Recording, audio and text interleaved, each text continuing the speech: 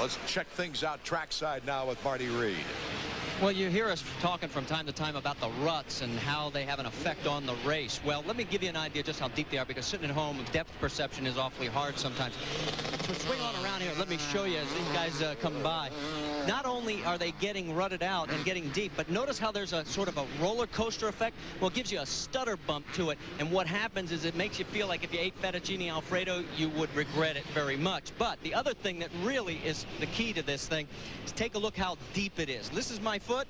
This is how deep it can go into this rut. You can lose your dog in here, and I'm not talking about your pet Chihuahua, guys. Yeah, we'll get it out of there. The bikes are coming by, Marty. No dogs on the track. Whoa! He probably deserved that after all those elevator comments. Here's the Suzuki starting grid with Jeremy McGrath, Emig, Doug Henry also with some fine performances in the qualifying rounds. Michael Craig, he's beaten Jeremy before. Brian Swink, Denny Stevenson, Cliff Palmer, Damon Bradshaw. And we get down to the guys who did not have a good pick at the gate. And one of them, of course, is Team Suzuki's Greg Albertine, who had to go to the last chance qualifier. You can miss those big bumps in the hoops. Skip Norfolk is Mike. Tell them to look out for those big bumps for the whoop-de-doo section. There's a few big ones in there, and if you can hop over those, you can keep that bike pretty flat. Jeremy going through his usual routine. He kind of claps. Hey, you got Honda Troy beside you. You got Team Yamaha down from them. And you know who's sitting on your right. Okay, you know where you got to be when the gate drops. Forget about the heat race. You need a whole shot, 4 laps of your race, and then you'll be out front. You can do whatever you want then. All right? Hammer on these guys. 20 laps this time. Well, that's great. Hey, I love listening in. It's such good advice. And even if Jeremy already knows that, it's still good to hear it again. Just get that anchored in there. Trying to keep his arms loose. He said he got a little nervous. And you got your spot. Nobody's expecting anything to happen in that corner. You can make it happen there if it's necessary. So you know that they've planned a spot on the track that he hasn't shown yet. Well, we could assume that it's that corner where he passed Lawrence. That's a key corner. I think we're going to see a lot of passing there. You see the intensity on Jeremy's face. Skip's got good advice. He was talking about Jeff Emig, of course, to his right. McGrath, Henry, Lawrence, Swink, Craig, Lusk, Ward, LaRocco, Bradshaw. They're all there getting set for the second to the last Supercross of the year. Can Jeremy McGrath win them all? This might be the big one. 30-second board is up. When it goes sideways, they have from 5 to 10 seconds before the gate will drop to get this one underway. I've been pretty impressed with Emig. I've said that already. Larry Ward and Ezra Lusk also riding extremely fast tonight, but I agree with Skip. If Jeremy can get out to a good start, put in 4 good laps, he may end up with a big lead like we've seen all year long. At that point, he can ride more relaxed, make less mistakes. Well, if he doesn't get out in front, of course, there's going to be the bar banging, because that's the only way you can get around these corners. And there's plenty of riders out there that are willing to do it. So we're set. They're revving up. The gate will drop any second. Now it's gone. Jeremy gets a terrible jump out of the gate. Emig, good jump. Lusk, a good jump.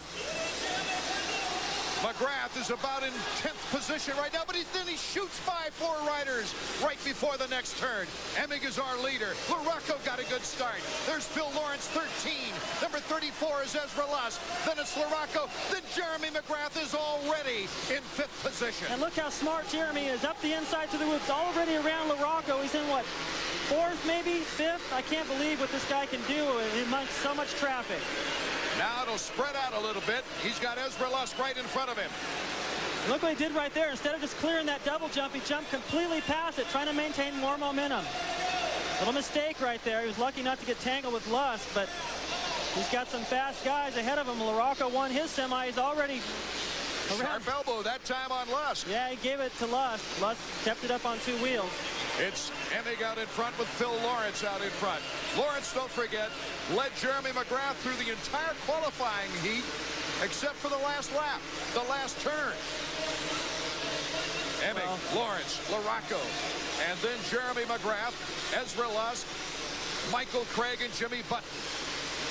Here is the Suzuki Field summary. McGrath's going to have to fight for this. LaRocco is not going to be easy to pass, I don't have a feeling. We already saw how much trouble Jeremy had in the heat race, trying to find a way around Lawrence, trying to find his rhythm. Said he didn't get to take the lines he wanted to take. That could happen again, and meanwhile, Emig is still out front. Jeremy McGrath has been in this position before at different tracks with 3 riders in front of him. But he's always been able to get the break, the right move at the right time. LaRocco just won't let him take it. Now LaRocco stayed tight right there, and although McGrath kind of blew it all through that section, he's still right there. The guy is just endless pressure and eventually wears on you. Now the big question is, can Emig draw a big enough lead with Lawrence in between? Oh, I think so, but yeah, I don't know if any lead's big enough with Jeremy McGrath on the same race, but Oh, we've got a great one on our hands. Could this be the moment that Jeremy McGrath's tremendous win string of 13 in a row is broken? Look at Lusk down the inside of the whoop section. He was pretty quick through there. He's trying to stay out of those ruts, and it's on the inside. So if he can stay close enough to Jeremy, which he has been doing, in the next lap, he could make a pass on one of these 2 guys there. 57.5 for Emig on the lap. Pretty quick. It was a minute for the 125 class, so they've picked it up some. That he was running 57 lap times all through the heat race. Now Albertine is out of the race, still on the track, but out of contention. 5-second lead as far as Emig and McGrath are concerned, but they've got LaRocco and Lawrence in between them. Well, Emig's been there before. He's had the lead and a few guys between himself and Jeremy, like the situation we see right now, but he's always made a mistake, and I think this time may be different. Jeremy McGrath can't get the block pass on LaRocco. LaRocco with good acceleration out of that corner. And he's forcing Jeremy to push himself a little bit harder in certain places on the racetrack, taking him out of his rhythm, and he's starting to make little mistakes that let Lusk almost get by him through the whoops right there. So Jeremy's got to settle down. He's got a long ways to go. He's still 4 seconds behind the leader. There's so much pressure on this kid to try to win every single race, and I think now there's only 2 more, and with the absence of Hughes and Huffman, he knows it should be just a little bit easier, and you know, he may be thinking about that a little bit too much right now. I know once he settles down, he can go faster than anyone else. Brian Swink hitting the dirt right there. Looks McGrath honestly thinking that the streak was going to come to an end back in the wind and rain of Charlotte. But then he came back with great poise and had very few problems. But he got the great start. Right. Emig still, Art, is maintaining this about the same lap time, 57.5 seconds again. The McGrath still not any closer to LaRocco, and Lusk is still within striking distance. Emig has pulled a second on McGrath as far as the lead back to Foyt. Now, meanwhile, we've been talking about all these guys. One guy that I'm really impressed with is Phil Lawrence, because he has closed in the battle just ahead of these guys on Emig. He's putting pressure on Emig for the lead of this race. Lawrence, of course, the top privateer in the last National Outdoors. Getting some extra money for that. It's not easy being a privateer in this business. No, it's definitely not. I mean, he's got a good team behind him, but I've talked to him. I flew home with him after one of the rounds. I forget now. I think Pontiac. And he talked about the fact that his bike was pretty much stock. And he goes out riding with Emig, and I mean, not Emig, but McGrath and Hughes. Sometimes I go, hey, did you ever ride one of those guys' bikes out practicing? He said, I didn't want to. He didn't want to know how much better their bikes were because he'd have to go back and ride his. Well, gentlemen, we haven't seen much of this race yet. There is a lot more to come as Jeff Emig on top, Lawrence, LaRocco, McGrath, and Lusk. And we'll be back with the finish, the conclusion of the 250 main event after this. Here is our leader in the 250 main event from St. Louis. It is Jeff Emig, number 2, but Phil Lawrence of Great Western, an independent team, is really putting the heat on. Then it's LaRocco and Jeremy McGrath with Ezra Lusk behind him. I'm so impressed with Lawrence right now because I can guarantee you that the bike Emig is riding is much more superior. But Lawrence is putting the pressure on as they came off the finish line jump right when we came back from commercial. He actually kind of had the pass made, and Emig squirted off that outside, gave him a face full of dirt. But he is close enough to make Emig think about where he's going to go on the racetrack, not to give up that best line. Jeremy McGrath is losing time on LaRocco. As we see our leader, Jeff Emig. Emig, of course, winning the last Supercross of the season last year. That was the... Oh, Larocco and Field Lawrence. shortened, and Lawrence goes into the hay bale. You could just see a glimpse of him as they went by. He went off the track and hit a hay bale. He's in kind of an odd spot. It's going to take him a little while to get going, so that makes it a little easier for Jeremy now. So it is Emig, Larocco, and Jeremy McGrath. As I was saying, Emig's only Supercross win came in the field shortened display the last race of the year in Las Vegas last year, where several riders did not ride in the main event. Now watch Lawrence right here. He's in second place. He's going to come out. He's going to go more to the right. He gets crossed up in that rut. Right there, that hay bale is what caused the problem. Falls off the bike, and it took him forever to get going. Right now, he's in seventh. Emig slowing down as far as lap time is concerned, and Larocco and Jeremy McGrath are picking up time. We got a good race brewing right here. These three guys are going to get close. And Larocco, you know, is not going to give McGrath an inch. No, he won't. He'll do everything he can. He wants to finish off the season, at least indoors, good, and take some of that strength outdoors, where he's still got a shot at the title. Number 8, Mike Larocco. His bike tuned by his father, Mike Sr. As they went into that first corner, you can see Jeff Stanton off to the side of the racetrack lean down and clap for Jeremy. He's got a lot of support out there on the racetrack. Larocco, despite the fact that he came from reconstructive knee surgery into the season, took a 5th in the first race in Orlando, then a 3rd and a 4th. It was looking pretty rosy until the 19th in Seattle. Well, this is for the first time this year that I can think of, Art. Larocco has a good look at the lead in the main event pretty far into the race. And he's had good starts both in qualifying and the main event.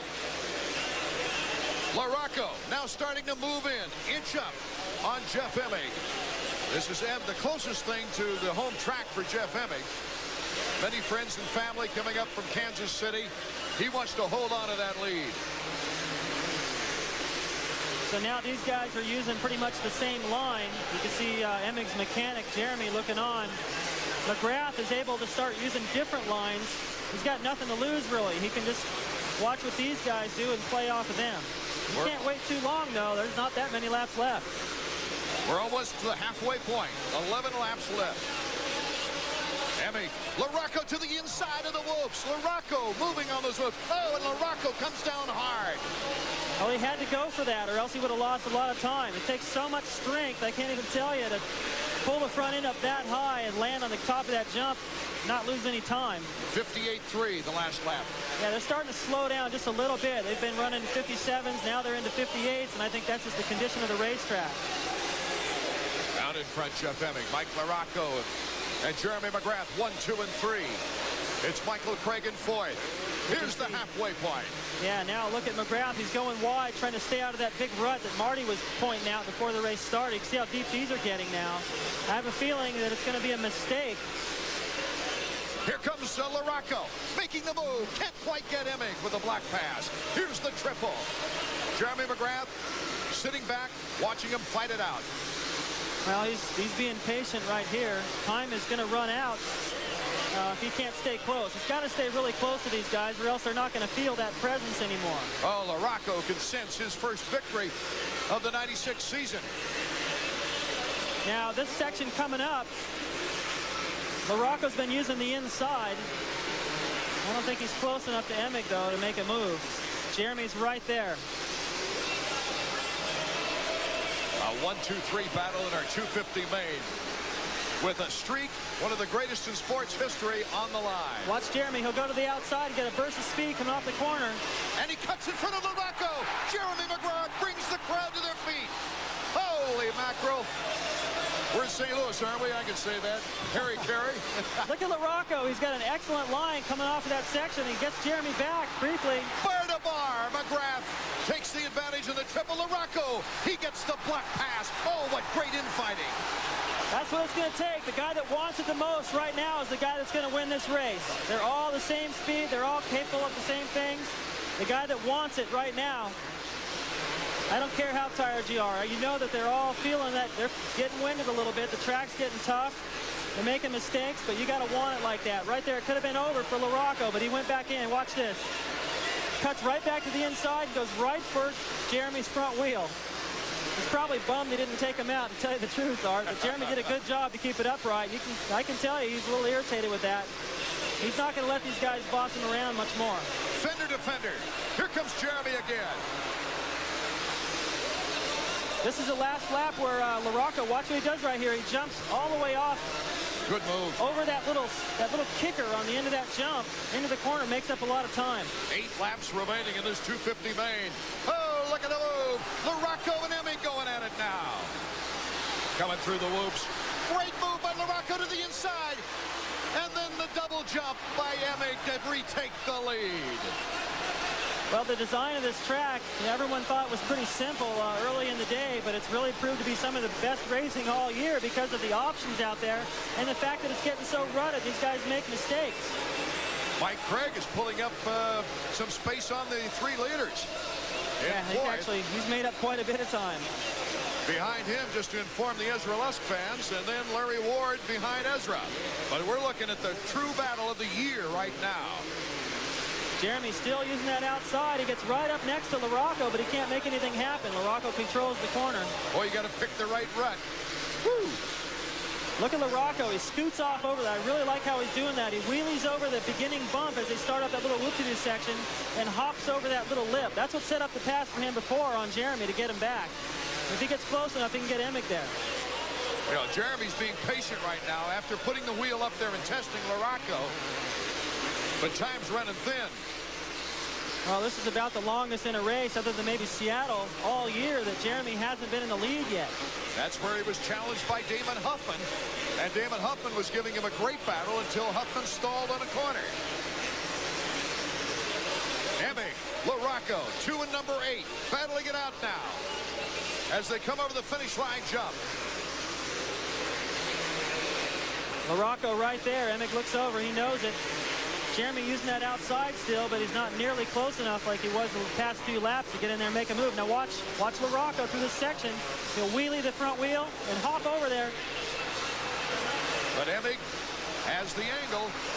No contact, just a good block pass. And Jeremy McGrath is pulling up close once again. Right, well, Emig is making it difficult for LaRocco to get around. LaRocco, though, up the inside again. Now Emig, LaRocco bumps and comes off the bike. Jeremy McGrath leaps by him. What a save by LaRocco, but now Jeremy's around him. And that's Michael Craig in 4th place, and number 17. Wait till Emig glances over his shoulder and doesn't see that number 8 anymore. That's going to make him nervous. That is going to be the key right here. Can Emig, with Jeremy McGrath behind him, hold on to the lead? He has lost the lead 3 times this year. I'm sure he can hear the crowd. Whenever you're in the lead and something's going on behind you and the crowd gets into it like that, now you get a little tight. Boy, it's 1, 2, 3, 4 right here. Jeff Emig, Jeremy McGrath, Mike LaRocco, and Michael Craig. Here's the replay. LaRocco just tries to get in there, and Emig just won't leave him any room. LaRocco kind of does a trick ride hanging off the side of the bike. Good job to save it. He's still in the hunt. He can still win this. And we're down to a 1-minute lap time with this infighting. Well, the pace is slowed considerably because there's so much strategy and blocking, and because of the ruts, these guys are making more mistakes. They're not getting cleanly over all the jumps consistently, but I don't think the lap times really matter right now. It's just positioning. Breezing by the lappers, Cliff Palmer, Jeremy McGrath right on the tail of Jeff Emig. Now look at this, McGrath all the way on the inside. They pass up Todd DeHoop. We're going to have a great battle here as Jeremy McGrath almost took off himself. And Mike LaRocco picking up on McGrath. It's the most mistakes I've ever seen McGrath make, but you know what? If he wins the race, who cares? You know, it's a difficult track, and you can see how deep these ruts are getting. You can't expect to not make any mistakes. Watch McGrath right here. He gets cross-rutted a little bit. Nice body English to keep that on the track. That's where Lawrence went off right there and hit that hay bale. So a little bit better balance perhaps by Jeremy.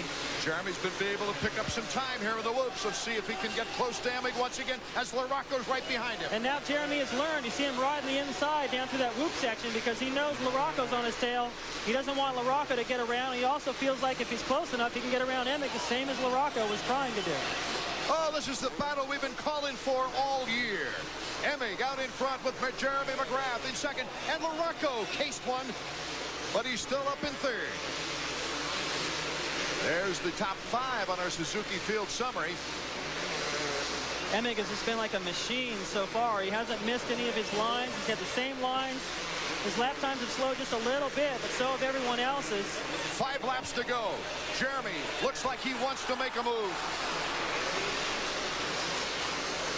Every time Jeremy gets really close, Emig does something good, hits a good line, gets a good burst of power, and pulls it open again. LaRocco's now 2 seconds behind McGrath in third with Michael Craig in fourth. Here's our Honda stopwatch. Let's check the interval. 1.8. Pretty close between the top 5 guys. 5 seconds back to Mike Craig, who's ridden a fantastic race catching these riders from further back. He has a shot at the podium if he can get around LaRocco. But McGrath, I noticed, Art, was pulling a tearaway on that triple jump the last lap. I got to wonder how many of those he's got left, because he's been eating a lot of roost this whole race. This late in the race, he's never been out of the lead. Well, this is history right here. As far as the year is concerned, Jeremy McGrath battling. You see the space, the interval right there as they approach another lapper, which is Doug Henry. Doug Henry clears out of the way as Emig will go wide. Now, Jeremy sort of picked up on that line that LaRocco was doing, getting over that little whoop-de-doo step-up section. Former teammates battling it out now. McGrath going by Doug Henry. McGrath had a good run through the whoops that time and closed it in a little bit. They still got more lapped riders to contend with. That could be the story right there. Rich Taylor looks like he's going to stay out of the way. Wise move by Taylor to let these guys battle it out. But Henry now is in front of LaRocco. Look how close Jeremy is, and Emig moves right over to the inside. Could this be the evening that Emig holds on to it all? The ruts are starting to take their toll on Jeff White Emig. flag lap. 1 lap to go. Can Emig do it? He's got a good, comfortable lead right now. Unless Jeremy can stay closer than this, Emig's got the composure to hold on to it. Emig's 1 win in Supercross history was Las Vegas. McGrath was not in the field. Jeremy just had lost a little bit of time, but he jumped that section that LaRocco was doing, made it back up. Watch him through the whoops up the inside. Emig doing a good job through the whoops. I think the key might be that final corner where Jeremy got around Lawrence for the heat race. I'll tell you, the fans are all out of their seats with good reason. Emig leading Jeremy McGrath in the final lap. Here's the second to the last turn. Emig, flawless. McGrath is not close enough to make a move on the final turn. It is Jeff Emig. I don't believe it, Art. I don't think Emig does either. He jumped about 10 feet past the landing of that finish line jump, hands in the air. His first legitimate Supercross win, I think, in his heart, because Jeremy McGrath was not in the field in Las Vegas. And for the first time in 14 races this season, we're going to talk to somebody else first. Jeff Emig, congratulations. The streak is broken. What a great ride. Well, I knew that there was going to be a lot of guys going fast tonight. I didn't feel that I was, exactly the fastest. Especially when you're out front, you kind of get a little, like a little soggy, I think. But, LaRocco and Jeremy, they gave me a good race, and I'm sure that it was exciting for the fans here in St. Louis. That 56-second lap in the heat race was an indicator, though. I mean, you got a great start, and yes, the time slowed down as the race progressed because of the ruts, but you were able to stay consistent. Yeah, that was the whole name of the game. We talked about it, and we went to figure out how come we weren't winning. And we figured out, that we needed to focus on us and at the end of the race. And, so I tried to keep in my head, and I just tried riding a great race. With Kawasaki and Bridgestone, they put together a package that's just awesome. I've been getting those hole shots, and that's all important on a track like this. Okay, Jeff, congratulations. Still 1 more race for him. I'll tell you what, you came up and said, I'm sorry. You have nothing to apologize for. Well, the track itself landed for a great race. I mean, there wasn't much passing out there. The track was rutted, and, Jeff rode a great race. I can't take anything away from him. I think LaRocco may have blew my momentum a little bit towards the end when I passed for second. He kind of slammed me real hard, and I thought I had enough room to where he wasn't going to do that, but apparently not. Well, it just means now you got started all over again in Denver. Yeah, I mean, what's that saying? You can't win them all? Well, I'll tell you what, 13 in a row, guys. It may be a mark that in our lifetimes will never be equaled, and he's still king of the hill and wearing that #1 plate. That's right, Marty. The unofficial points, McGrath still on top, of course, is